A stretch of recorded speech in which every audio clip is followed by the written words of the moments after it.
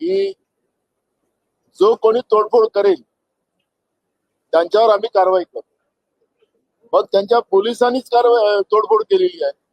पोलिसांनीच त्या ठिकाणी लोकांना लाठीचार्ज केलेला आहे. ते दिसत आहे, त्याचे व्हिडिओ पण आपल्या माध्यमातून दाखवले गेले. मग पोलिसांवर कारवाई का नाही?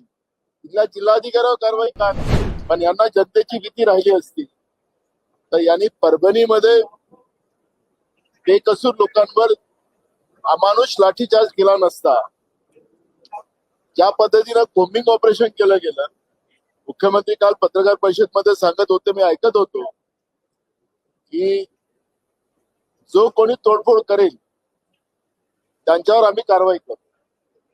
मग त्यांच्या पोलिसांनीच तोडफोड केलेली आहे. पोलिसांनीच त्या ठिकाणी लोकांना लाठीचार्ज केलेला आहे. ते दिसत आहे, त्याचे व्हिडिओ पण आपल्या माध्यमातून दाखवले गेले. मग पोलिसांवर कारवाई का नाही? तिथल्या जिल्हाधिकाऱ्यावर कारवाई का नाही? तिथल्या एसपीवर कारवाई का नाही?